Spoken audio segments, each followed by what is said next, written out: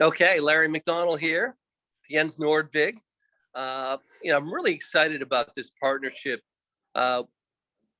Exante and Jens Nordvig, their technology in the cross-asset space in terms of risk management. One of the things that we both pride ourselves on is not just looking at equities, but looking at all asset classes live during the day and then picking up on trends that actually can be actionable trades over time and over the weeks, over the months. You pick up on trend changes across asset, whether it be high yield currencies, stressed. One of the things we're watching very closely now, and Jens picked up on this late last week, is the move in, say, the Aussie dollar, commodity currencies, South African rand, and the tertiary currencies have been really outperforming over the last week. Mexican peso, which is a great leading indicator for the dollar, because that means kind of hot money's flowing into the tertiary currencies, and it's typically that can be a bearish indicator for the dollar. And so we've built a pretty large gold and silver position with a dollar bear thesis. One of the things that I'm focused on now is the EU banks, obviously 27% off the lows. That's very, very positive for at least there was a ton of negativity coming out of the Eurozone. And, we just had a dramatic amount of negativity. And the data is actually surprising to the upside. And that's interesting. The China reopening thing, we've got all kinds of headlines back and forth over the weekend, early Sunday morning, Monday, back and forth. But at the end of the day, something's going on there. Where there's smoke, there's fire. And a year from today, China's in a different spot. And then we're clearly at the end of the rate hiking cycle. I mean, we're within sight of it. And all those things combined tell us that we really have to keep our eyes on this cross-asset picture. And there's no better person or organization in the world, I think, to be partnered with this technology is Jens Nordvig. I mean, he's just a Hall of Famer, Goldman Sachs, great currency mind, one of the best currency strategists on the planet. And he's joining us in Panama this week. I want to bring some people back. When I was in the 90s, I was on the retail side of the business in 92. It's where I started at Merrill Lynch. And I wanted to make it to the institutional side of the business. And I felt like this disruption was coming with, through the 90s with discount brokerage and all. And so the only way I could figure out a way to get to the institutional side of the business is Steve Seefeld and I started ConvertBond.com in 1996, put all our money into it. And it was a very disruptive technology that we ended up selling to Morgan Stanley in October of 99. We sold ConvertBond.com to Morgan Stanley. It was probably the best trade of my life because it was a couple of months before the top. And God bless Tony Bosco and the team at Morgan Stanley for giving us a nice bid. And at the end of the day, it was the most, financially incredible period, disruption period with new technologies coming on with the internet. And over the last, decade, especially the last 5 years, quantitative algo trading, especially on the equity side, has kind of come into the fray. And you've obviously seen the explosion of a lot of these quant funds. And one of the things, the focuses of this call is Jens and I want to democratize that technology to other audiences outside of Bloomberg. And Jens has been in our Bloomberg chat for over a year and a half, and he's been extremely valuable on the currency side and cross-asset side. But the technologies that are coming at us right now are so historic, so disruptive, and I want all of our clients to be out in front of this big curveball that's coming at markets over the next 5-10 years. We want to be, Mark Cuban always said, I wake up every morning and I'm thinking about disruption. And I want to be 5-10 steps ahead of my competitors when it comes to disruption. And that's why we work very closely with Jens Nordvig. And I'm really happy to bring him in today. And so that's extremely, I'm really, really proud to bring him in. And if you could, I just want to, Jose, if you could bring in Jens right now. Is the mic on? Can you hear? Yes. Yes, Okay, Gary. good. Okay, good. Thanks for the kind introduction, Larry. I'm going to do two things here today. We're going to talk a bit about macro, right? Because macro is very hot, right? Even if you have a single stock focus, you have to pay attention to macro. And there's some new stuff going on around the dollar, so I just want to spend a little bit of time on that. So that's kind of in part driven by all the data we have within Exante Data, which is the company we use to serve institutional investors. And then as Larry kind of indicated, we have a new venture that has a different name. The market's name is MarketReader, that I'll comment on in a few moments. That has to do with democratizing access to information and that kind of thing for a broader audience, like ideally everybody. so with that, I kind of just want to show a few pictures, because I'm meant to be the data guy, so I might as well show some data. So I'm going to have a go at it here. So the first chart I'm going to show is this one here. I hope you can see it. So we spent a lot of time on thinking about what's going on with the dollar. I do a lot of fundamental analysis. Like, we think about what are the key drivers of the dollar. And this year, I've generally had a framework based on three factors. And number one is the Fed, right? Fed has been hawkish, no doubt about it, right? Historically large rate hikes and so forth. That's one part of it. Another part of it is the global growth outlook. It is generally the case that the big cycles of the dollar coincide with the global growth cycle, i.e. global growth bad is good for the dollar, right? So we've had very significant downward revisions to global growth over the last 6 months in China, in Europe, many economies around the world. That is typically a part of a dollar bull market. And then we've had the two big counter currencies to the dollar, i.e. the euro and the CNY. They've had some very severe issues. So it's not only that the dollar was supported by the Fed and there was some global growth dynamics, like the two big counter currencies have had almost crisis dynamics associated with them, like the European energy crisis. In China, we even have two crises going on, right? We have real estate crisis and COVID crisis at the same time. So it was very hard to get optimistic on the euro, very hard to get optimistic on the CNH under those circumstances. And that then feeds back into the overall dollar view. So that's been our framework. But we also cannot ignore the flow situation, right? So at Exante Data, we spent a lot of time, a lot of programming time on just collecting tons of positioning data. And I'm just going to show you a couple of pictures that suggest that even if you think those fundamental forces that I've just described, those three, are not finished, there's something in the more technical picture that is a caution for being long dollars. And then obviously around those three forces I described, there's also some turning points. So just to stick to the fundamentals before I go into these charts, I would say, look at fixed income vol. It's not just the level of interest rates that matter, right? So it might be the case that we have not fully priced what the terminal rate is going to be in the US and so forth. But I think you can make a very strong case that we've seen the peak in fixed income vol.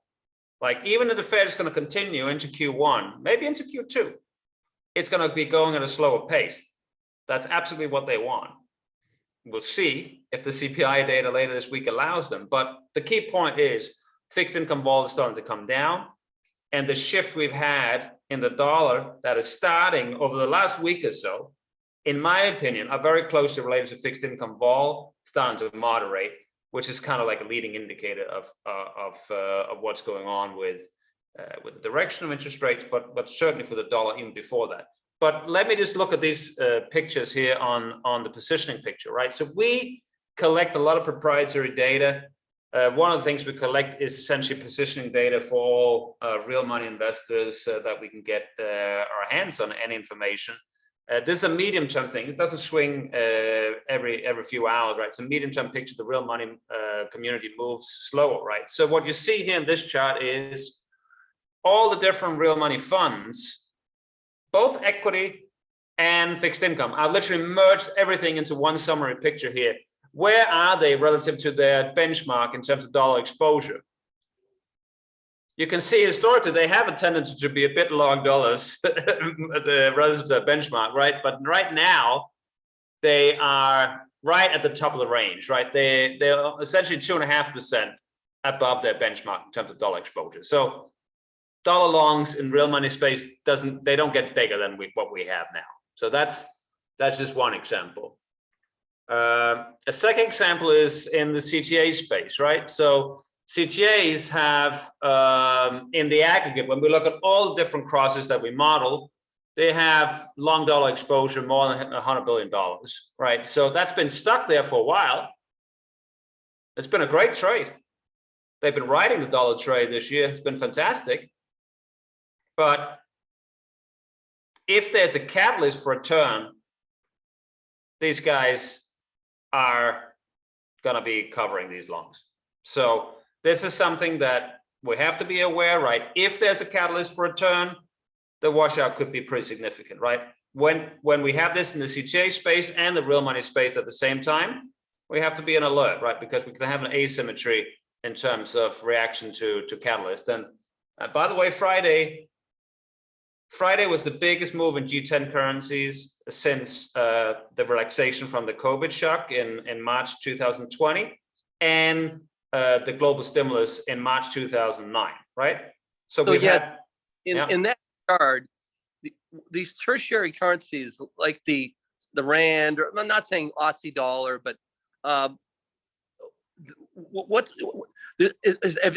the technology, as the data flow that you've tracked, have you noticed this unusual move in, say, the Mexican peso? It seems like in the last 10 days, all these tertiary currencies are starting to outperform at the same time.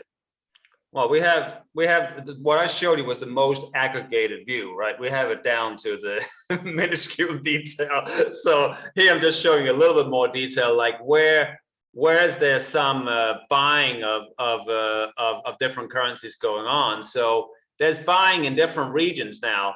Latin America, actually a pretty significant amount of buying, given that these are not the most liquid currencies. So these signals started to flip in the EM space first, which is consistent with what you're describing. So I think I'll stop sharing there. I just wanted to sort of put a little bit of data, the sort of dollar narrative, right? So there's been some very, very good reasons to be long dollars this year in terms of how we have advised clients to trade the dollar. We've sort of moved through different phases, like just be long dollars on a broad basis, be long dollars in more selective currencies. I would say in October, our view was mostly to be long dollars versus certain Asian currencies, right? But now over the last week or so, we have really emphasized that there's a shift in the vol regime in the US yield curve. That creates a different mapping into the dollar and risk assets, and they're all closely tied. And the positioning picture really makes me concerned. Like, even if I did have a bullish view on the dollar for fundamental reasons, I'm not sure I would trade it because of the positioning picture, right? So we have to put that all together. And I certainly think some dollar puts here could make a lot of sense. Positioning, I just want to make clear, that's what you just laid out, the CTA and real money, that combined, that combined two ocean of longs that are just, that's okay. Like we can look at other positioning indicators, but those are the two big buckets, right? And they were both at very extreme levels, right? So even in the central bank space, right, there's some people who skew their positions. Even in terms of how pension funds around the world are hedging, like everybody's skewing dollar long at the moment. And I think if we have some of these catalysts playing out, which could be reopening in China, lower energy prices in Europe. I think it has an asymmetric situation. So we have a very important data point. The CPI is incredibly important still, right? So how that comes out on Thursday is important. But I think we've reached a stage where a surprise in a lower direction could have very dramatic impact, right? So that's the kind of risk management consideration here. And so bring the connection back to the new market reader technology in terms of equities, maybe looking at you can look at all different types of equities. So the way you've described it to me over the last 6-9 months is, some of the less sophisticated technologies just focus on equity news or option volume. Whereas what I think I'm most impressive with the market reader team and your technology is you're looking at that from a cross asset perspective and from a news perspective, and obviously Twitter and the whole like. So it's a combination of data on top of cross asset. It's not just looking at just equity news. Yeah, absolutely. So to try to reduce confusion here, I'm going to change my cup, right? So now we're moving from the Exante cup, and I'm going to grab the new cup up here. So this is the new thing, right? So, and a new logo. So we're switching to something a little bit different, like for business reasons, like it's quite expensive to do what we're doing, right? So we had to have a separate entity that had separate funding. And that's what we're doing with MarketReader. And I think the best thing to do is just, I'm going to share my screen again and show you some examples of what this technology can do. So I'm going to go in here, and there should be a picture on your screen right now. I'm going to just move around a little bit here.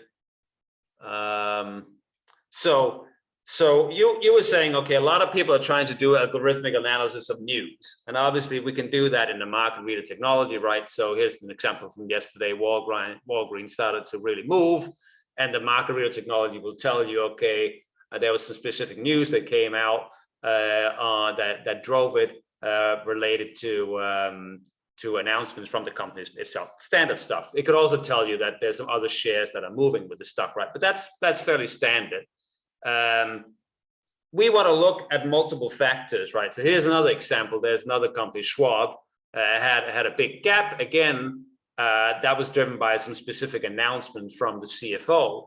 But I'll just give you one little a snippet, right? So before we had the news, there was somebody trading this stock, right? So our system immediately detected that we had extremely unusual volume in Schwab right before that news announcement, right? So we follow the news, we follow what's going on with flows and so forth, and that's just a couple of dimensions. So I'm just going to go down and show a few more examples. So here's another example where, okay, there's a smaller company, Cassava Sciences, that had a lot of volatility in the day. Our system can also pick up stuff from social media, right? It doesn't have to be from Newswire that comes across the Bloomberg. Here's an example where when we search all the different models, couldn't find any news in the wires, right? But we could find something on Twitter, and we can highlight that. So we want to have it as multidimensional as possible. So here's an example of that. But it doesn't have to be company specific, right?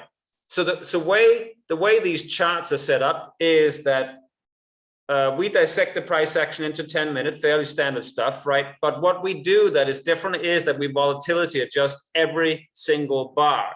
So we know what's a normal move for a given time of the day. The open is different from the middle of the day, right? And then we say, when there's something truly unusual, we're going to explain why it is the case, right? So early in the day, it was something company specific. That was the bar here. There was some new trials they'd started in this healthcare company, right? Over here, what was going on? It was just a macro move. Like, so the CPI release came out, right? We generate a lot of volatility in that stock, but it generated a lot of volatility in all stocks together. So the system just tells you this is just a macro move. Obviously, on the CPI day, everybody's going to know about it, but the system is going to tell you, even if there's nothing obvious in the macro news calendar, it's going to tell you if it is a macro-driven move or not. So that differentiation between, okay, is it a stock-specific move? Is it a sector-specific move? Is it a macro move? It is immediately going to tell you, because we have just an incredible infrastructure for that cross-asset modeling, where we have 11,000 assets in our database. We literally have an 11,000 by 11,000 database where we look at all the connections in the market over different time horizons. And that is what is used to inform how the different moves really should be classified. Just a couple more. Yeah, go ahead. So when a piece of news hits a sector or a company, can you triangulate that or see the connection to very quickly if something's happening in the auto sector to say Ford or GM? Can you quickly look at the impact across the sector to other equities, because that's where you can often see opportunities where somebody will capitalize on a cross. Yeah, we see more examples of that than news driving a specific stock. The cross-asset correlation is a bigger proportion of the moves than the stock-specific moves. It's like, if you're only looking at the company-specific news, you're going to be missing 80% of what's going on. So I think I have one example that is a good example of what you're just talking about, right? So it's not for Ford, but it's for Carvana, which has been like one of those hot stocks during the reopening period, right? So our system flagged here that the stock is moving very unusually. Like, you may not have noticed that bar was that big on your screen, but at that time of the day, the stock is not supposed to move. It's before the open, right? So the system immediately said, okay, stock's not supposed to move this time of day. What the heck's going on? And it immediately found that another company in the sector had bad earnings, and CarMax was down 5 sigma. And the system immediately tells you Carvana is potentially driven by, not just moving with, but potentially driven by CarMax, right? Because we have specific news to CarMax. We have like, we call it causality flags. Like when we have much bigger return in a sigma space for CarMax than Carvana, like the causality is likely to move in that direction. So when all those causality flags line up, the robot writes potentially driven by, and that's an example of that. This turns out to be a fantastic signal for the day, right? Because later, people in the news started to talk about this link. So the news wires, like an hour later, started to write, okay, Carvana's trading with CarMax, right? So they picked it up a little bit later, and on that day, the stock just proceeded to totally collapse. That was a cool example.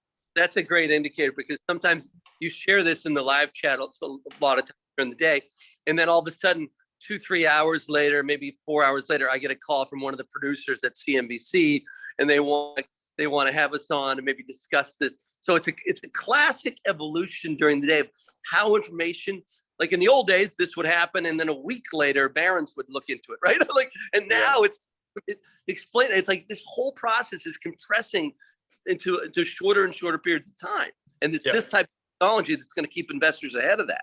Yeah, no, like if you just think about it, like when you wake up in the morning, right, and look at what's happening overnight and that kind of thing, like the time you can spend on trying to figure out why something is moving, you might spend an hour on it, you might be successful, you might fail, right? If you can do this in a couple of seconds with this technology, it's just going to be a massive productivity booster. I'll show you one more example, really. Here's an example where we have a stock in the energy sector that has a gap that is unusual, right? And then the system in this situation looks for Valero news. There's nothing on social media specific to Valero, but the system can see that the whole oil and gas sector is moving. And it can also see that there's a lot of volume in the oil and gas sector. And then it can, in addition to that, see that there's actually some very important news in the macro space that is driving the sector. I.e. Biden talked about really refilling the strategic reserves, right? So here, we're taking it one step further. We're finding out, okay, what is really the driving assets? And then we're looking at, okay, not just only in the equity specific space, but also in the macro space, what news is actually driving it. This is something that is going to be very important, where you can essentially merge micro news and macro news and get the causality for all those different features lined up. And at the very top, it says, okay, this is a sector move, right? Valero is driven by what's going on in the sector overall, which then in turn is driven by this news headline. So it's that linkage where you say news by association and use the price action to give you the final truth is super important. The cross-asset modeling here is just absolutely essential. If you don't do the volatility adjustment, if you don't do the cross-asset modeling, you're going to miss literally 90% of what is important in terms of understanding the price action. Those were a couple of pictures I planned to show there. Yeah, I think that's very helpful, and so I think what's going to happen over the next 5 to 10 years is that, first, algorithmic analysis was part of the hedge fund community, and the asset allocation and flows into quant funds has been incredible. But I suspect, as we saw with the evolution of convertbond.com and those types of technology on the web, that this democratization of technology and information is going to move itself to people that aren't on Bloomberg, and this type of technology really evens some of the playing field, because with a Bloomberg terminal, you can really capture cross-asset analysis pretty well. Not as well as this technology, but it's like I see the vision where this type of technology is going to take a small family office or a financial advisor or just the smaller asset managers and just augment and save them time and kind of it really, like I said, even the playing field. Yeah, no. So I started Exante Data in 2016, right? And we've launched this new company, MarketReader Inc, a year ago. And the reason why we had to do two separate companies is that Exante Data caters to high-end institutional investors. I want MarketReader to have at least 1 million customers. Like whether it's because we have a subscription from 1 million customers, or we maybe deliver some of this content to another platform that can help with this democratization you're describing, right? We want to reach a big audience. This is relevant really for everybody. Like there's about 400 million people in the world who trade in some form, whether it's crypto, US equities, Asian stocks, or something. If you add them all up, it's about 400 million, right? And we think this could be useful to a very big part of them. Maybe not the ones who just want to do like a huge bet on GameStop for a couple of days, but the ones who want to do something in an educated, smart way to grow their assets over time. Big proportion of those. So we think absolutely this technology can benefit millions of users. So that I want to do a business that was different from high-end institution, like something that could really have a big reach. That's I think would be a really fun thing to do, and that's what we're doing right now. So to make it clear, the reason for the call, number one, that macro take at the top was extremely important and timely and telling, and we're positioned for that now. We sold the gold and silver miners aggressively over the last year, and now we've been buying down here. We've been taking down our energy exposure and adding to more harder assets, more metals, more anti-dollar trades over the last month or two. And we were a little early, as we were with energy in 2020, but I think this is a big trade. But getting back to the point is that as a partner with MarketReader and Exante, it's been extremely helpful to the Bear Traps team, and clients can participate in two ways that I see. Number one, evolution of technology and using it on a personal or business level, and number two, an investment in our new platform. Is that fair to say? Yeah. So so just to be totally frank, right? So we want to grow this new business very aggressively. So we are raising capital. It's a growth company. We need capital. So we definitely. What we're finding is that actually some of the VC folks that you would think are obvious players to fund this kind of thing, they have actually not been in the market themselves sufficiently long to actually understand how difficult a problem it is we're trying to solve. Like finding these connections in the market, being precise about what is a signal, what is noise, what is garbage, what is really good information. I find that the VC types actually don't get that because they've not been feeling the pain of trading, joy and pain. So they don't know enough about that. But the people who have the problem themselves, i.e. the financial advisors or the hedge funds, they get it immediately. Even like some of the big players that are like financial news providers, they totally get it. Like, and those are the enterprise discussions we have. But what we find is that those people who have felt the pain in their own bodies, they say, okay, how do we go and invest in that thing? So I'm not going to do a sales discussion here, right? But if anybody's interested, you can reach out to Larry and he can give you a bit more color about how that would work. Yeah, exactly. We can.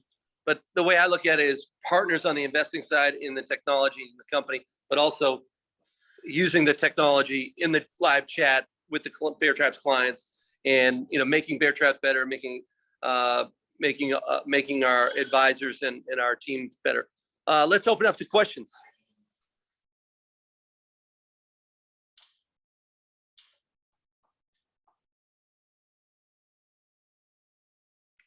Maybe just why we wait for a question, right? So you can certainly imagine a chat system that have both humans and robots in it, right? You can imagine a chat where you tell the robot, only say something if you're very sure about it, right? We don't want to hear any garbage from you, robot, right? And then the robot once in a while is very sure that there's something important going on and says, I have high conviction, 98% conviction that there's an important cross-asset correlation here, right? And that pumps that into the chat. And you say, oh, I was actually sleeping while the robot was doing that, and I hadn't noticed that. That's very helpful information, right? So it's those types of alerts we can generate. And it can be custom alerts. You can say, okay, I'm interested in these 50 assets. I want to have alerts for those. It could be alerts for a different list. Like, to be honest, each user could have its own watch list. So there's lots of ways to apply this technology. There's a question down here, I think, maybe. I was just saying.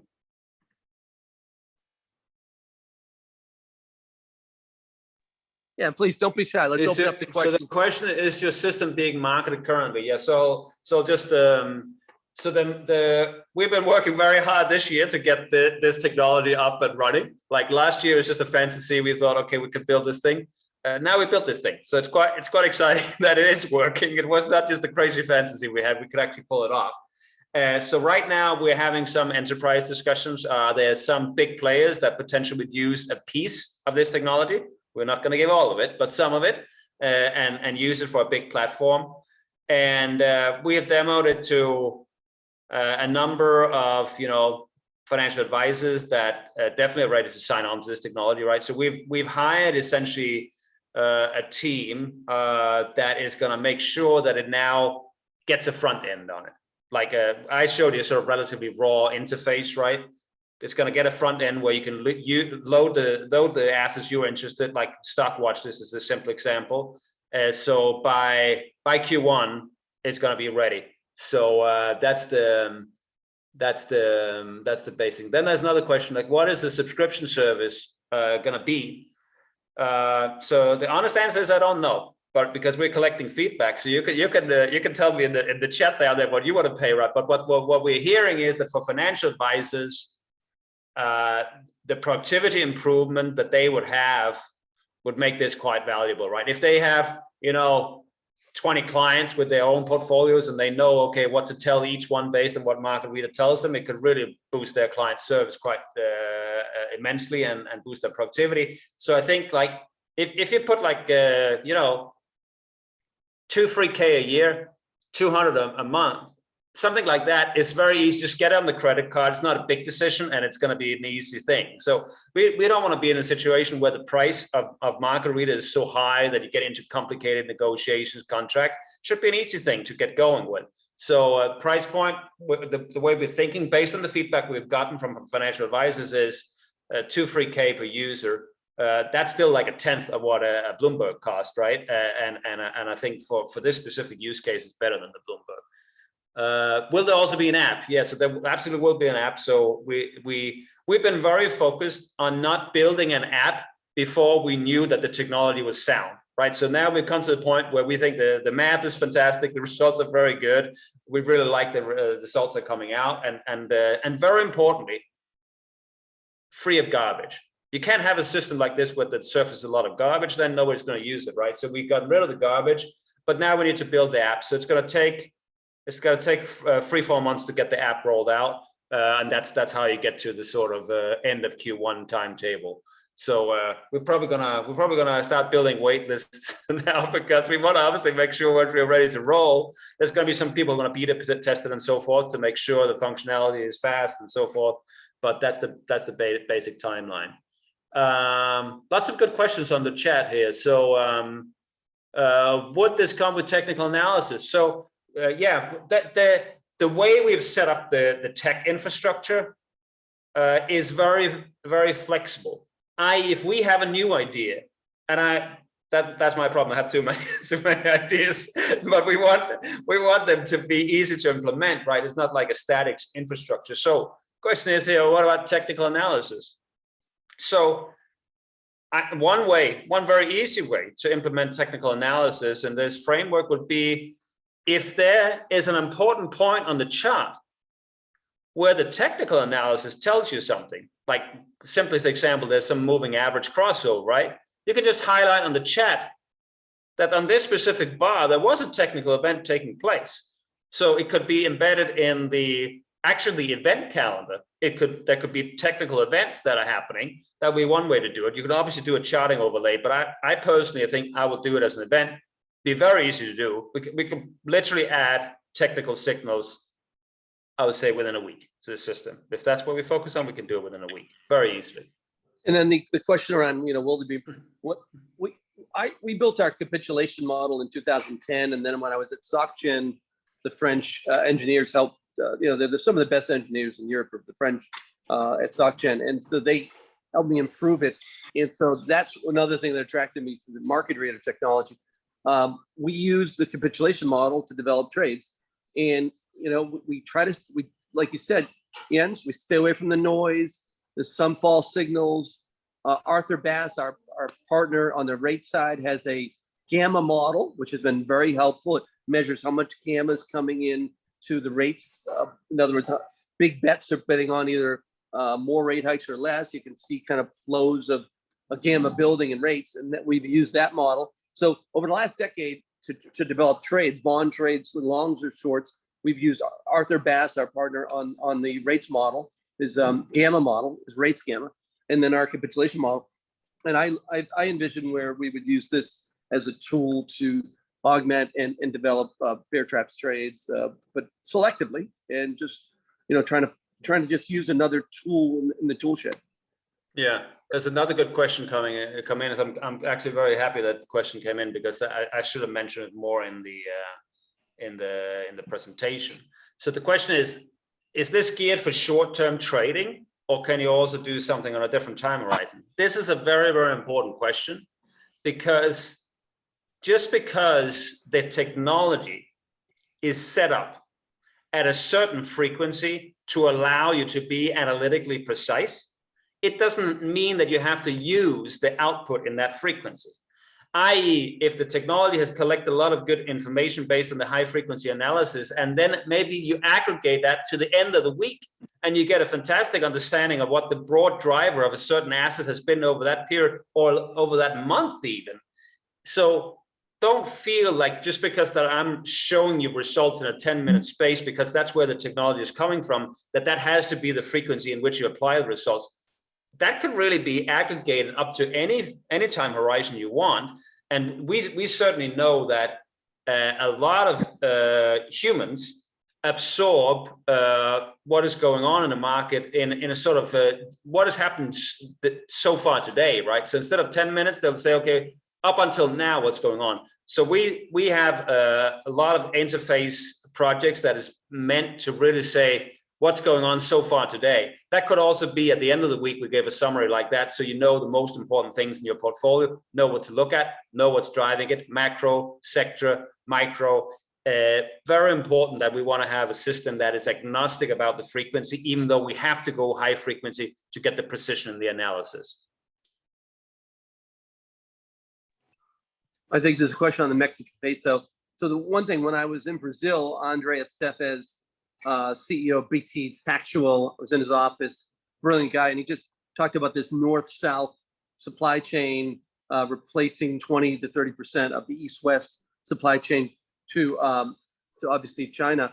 And he was really bullish on the Mexican peso. Plus, the energy picture is an obvious dynamic there with PDVSA, and obviously, I guess Latin American energy companies are in a very unique position there. But and any other drivers you can see with this unusual move in the Mexican peso? I mean, just spectacular strength relative to kind of some of the other Asian currencies. Yeah. Like the Mexican peso is one of the strongest currencies this year, right? It's stronger than the dollar, especially if you take into account the fact that they have much, much higher carry, right? So we're beating the forwards by an impressive margin.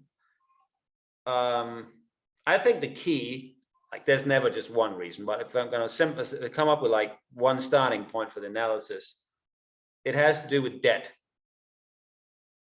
Mexico has almost no debt. There's so little leverage in the economy, right? That in a situation where global interest rates are rising, lots of economies are going to suffer tremendously from rising interest rates. There's very little pain of that nature in Mexico, right? So the Mexican economy operates in a certain way. It doesn't matter tremendously whether interest rates are 4%, 6%, 8%, or even higher. So that provided a massive cushion. It also helps the fact that Mexico had very conservative fiscal policy in the COVID shock, right? So it didn't do crazy stimulus like many other economies. I'm not going to name names, and I'm not saying stimulus is always a bad thing, but lots of people went very aggressive on the stimulus. They didn't, right? So their current account position, which is linked to the fiscal deficit, never blew out. So lots of things have been very interesting. I can rant off a long list. It's okay if I give one more example, Larry. Sure. Foreign direct investment globally is undergoing massive change. China, in the very latest reading, had its first ever negative foreign investment number in the history of statistics. People coming out of China, right? So where are they going? There's a couple of places that are obvious places to go. Thailand, Vietnam, Mexico. Those are probably top three, right? So that's going to be super important for Mexico going forward, and very important from a balance of payments perspective. So yeah, I could talk about Mexico for a long time, but those are like 2-3 key points.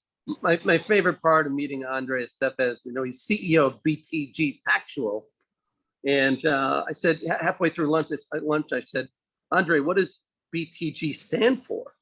And he said, better than Goldman. So I thought as an ex-Goldman farmhand, you might get a kick out of that one.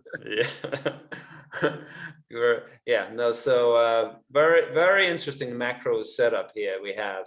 And I think you're right to look at the Mexican peso. It's behaving very interesting. Like even the last couple of sessions, there's big divergence between like Korea and China, right? They used to trade together, now they're diverging. Very, very interesting. And we have to be very careful about separating China from other countries. Like there's specific stuff going on in China, and China often drags other countries with it, but it doesn't make the other countries the same as China, right? Sometimes there's contagion, or whatever you want to call it, market correlation, but it doesn't mean that the macro situation is the same. And very, very interesting divergence happening right now, right now, and extremely unusual. So those breaks and correlations, that's kind of what I do both for Exante and MarketReader. Very, very important signal for forward-looking trading, I think. Which comes first? Which comes first? Hard recession or yield curve control? I mean, a lot of people are worried about, when you have a recession, tax revenues drop by 10, 15%, And now you've got this additional interest cost on top, like potentially next year, an extra $500 billion of interest on the debt, plus interest on reserves, plus cost of living adjustments for Social Security. Yeah. So, what comes first? So maybe I'll give an example from the UK, right? So in the UK, we have a situation where inflation is extremely high, as it is in most countries in the world right now.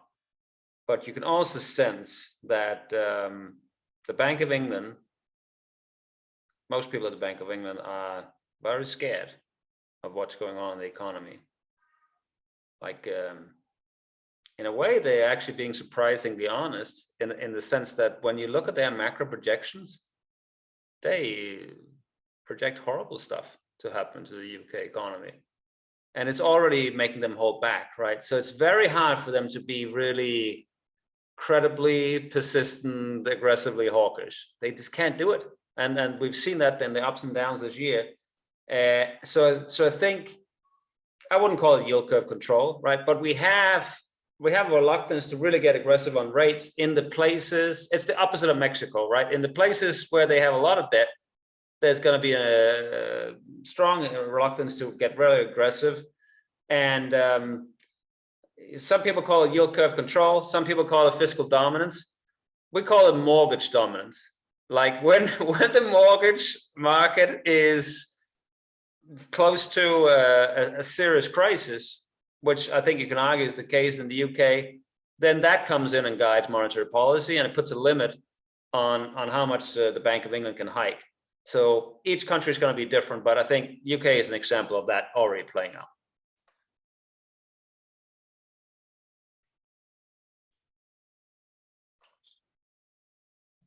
Well, I think it's a great call, and I think we can. Anybody that wants to follow up in terms of two things, on an investment point of view, we're happy to follow up with we'll do a call with Jens and I around the investment opportunity in the technology, and then for clients that want to follow up in terms of how we're going to use it, bear traps, and how it's going to impact the market. I just see I see this as a first mover. If you're first mover here, you're going to have lots of scale, because over time there's going to be lots of copycats, but there's going to be far less copycats in the cross asset space. That's what I think makes this extremely unusual. And I think with our two teams, we're going to be able to get way out in front, the way we did with ConvertBond.com. We were way out in front. We made a great sale to Morgan Stanley, and that I think is the great part of the synergy of our teams. It's getting out with the first mover advantage.